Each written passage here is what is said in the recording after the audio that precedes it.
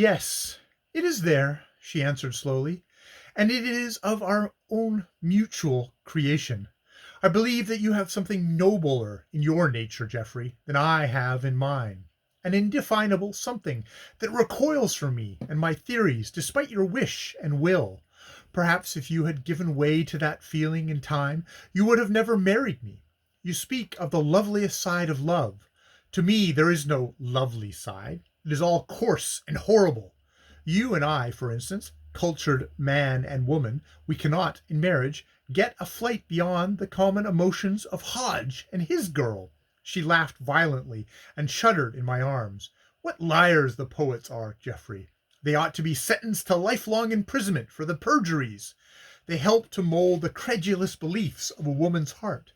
In her early youth she reads their delicious assurances and imagines that love will be all they teach, a thing divine and lasting beyond earthly countings. Then comes the coarse finger of prose on the butterfly wings of poesy, and the bitterness and hideousness of complete disillusionment. I held her still in my arms with the fierce grasp of a man clinging to a spar ere he drowns in mid-ocean.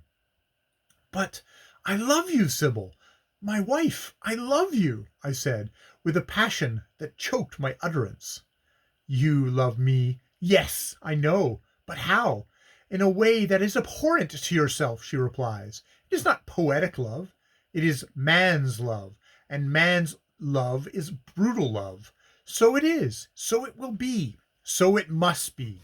Moreover, the brute love soon tires, and when it dies out from satiety, there's nothing left.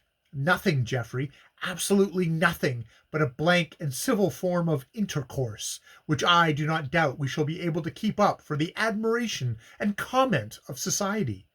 She disengaged herself from my embrace and moved towards the house.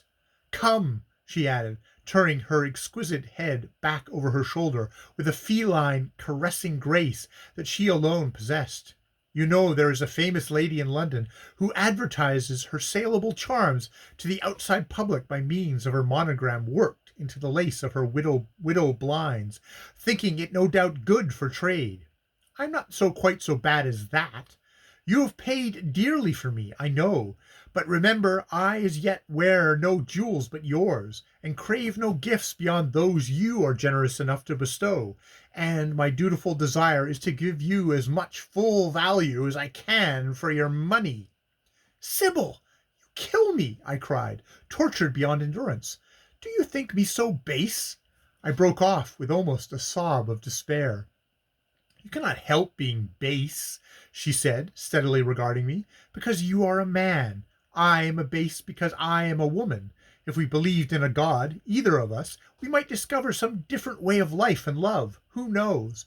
But neither you nor I have any remnant of faith in a being whose existence all the scientists of the day are ever at work to disprove. We are persistently taught that we are animals and nothing more. Let us therefore not be ashamed of animalism.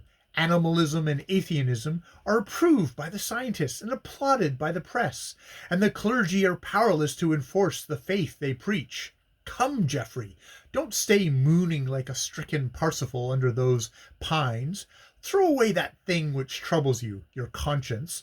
Throw it away as you have thrown the book I was lately reading, and consider this, that most men your type take pride and rejoice in being the prey of a bad woman. So you should really congratulate yourself for having one for a wife, one who is so broad-minded too that she will always let you have your own way in everything you do, provided you let her have hers. It is the way all marriages are arranged nowadays, at any rate in our set. Otherwise the tie would be impossible of endurance. Come, we cannot live together on such an understanding, Sybil," I said hoarsely, as I walked slowly by her side towards the villa. "Oh, yes, we can," she averred, a little malign smile playing around her lips. "We can do as others do. There's no necessity for us to stand out from the rest like quixotic fools, and pose as models to other married people. We should be only detested for our pains. It is surely better to be popular than virtuous. Virtue never pays. See, there is our interesting German waiter coming to inform us that dinner is ready. Please don't look so utterly miserable, for we have not quarrelled, and it would be foolish to let the servant think we have." I made no answer. We entered the house and dined, Sybil keeping up a perfect fire of conversation, to which I replied in mere monosyllables. And after dinner we went as usual to sit in the illuminated gardens of the adjacent hotel and hear the band. Sybil was known and universally admired and flattered by many of the people staying there, and as she moved about among her acquaintances, chatting first with one group, then with another, I sat in moody silence, watching her with increasing wonderment and horror. Her beauty seemed to me like the beauty of a poisonous flower, which, brilliant in color and perfect in shape, exhales death to those who pluck it from its stem. And that night, when I held her in my arms, and felt her heart beating against my own in the darkness, an awful dread arose in me, a dread as to whether I might not at some time or other be tempted to strangle her as she lay on my breast, strangle her as one would strangle a vampire that sucked one's blood and strength away. End of chapter 26 of The Srrws of Satan.